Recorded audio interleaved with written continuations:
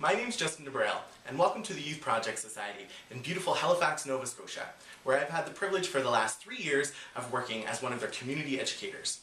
In my role, I travel the province of Nova Scotia, going into schools from grade 4 up to grade 12, as well as college and universities, speaking to students about things like homophobia, transphobia, and making that connection to things like bullying, and really looking at having that extra conversation about what that looks like in their schools, and also starting to address strategies that they may be able to take into their schools to really effect change, to create safe, supportive, and inclusive environments, so the last thing that a student has to face is discrimination, especially when accessing education. One of the initiatives that I've had a great pleasure of being on board with over the past 3 years was a discussion we were able to have with the Department of Education, as well as the Honourable Minister of Education, Ramona Jennings. What we went to speak to her about was about gay-straight alliances. A gay-straight alliance is a club or a society that's facilitated by students to have a voice in their school, to decrease homophobia, transphobia, but discrimination in general. The unfortunate thing in Nova Scotia is that a lot of our area is really rural. Outside of Halifax and Sydney up in Cape Breton, they're the only 2 cities that we have in the province. And so a lot of students were actually being denied the ability to create gay-straight alliances in their schools, which then meant that they weren't able to access resources or have the support that they really needed in their own community. So when we talked to the Department of Education, we actually brought in about 6 youth from across the province to talk about their experiences that they had in their schools, about being denied the ability to create a gay-straight alliance and what that really meant to them. Enacting that change, having that opportunity that the youth can really say what is happening to them and what they would like to see changed. That happened last year in August of 2012, the meeting that we had with Ramona.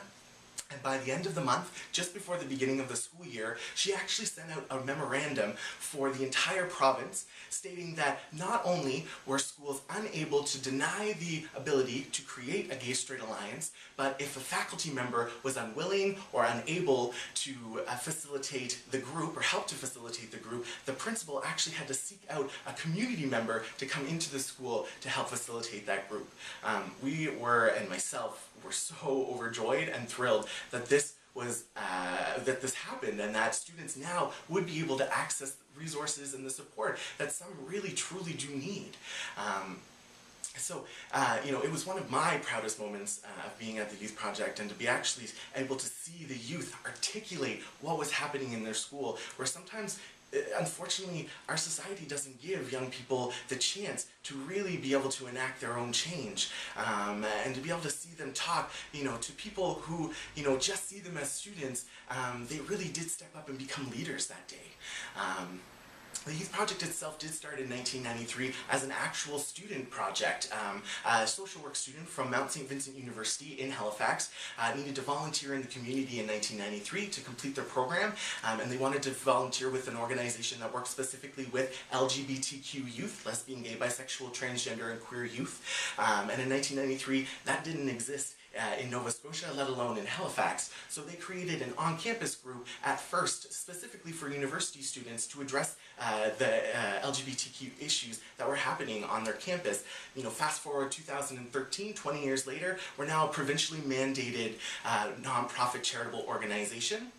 And we work with youth up to 25 years of age and under, as well as community organizations and governmental organizations through professional development, workshops and such, which I've also had the pleasure of creating workshops like homophobia in sport,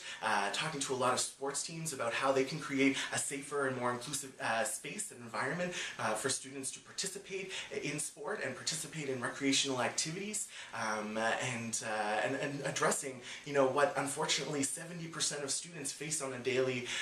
basis in Nova Scotia, which is homophobic language either to or around them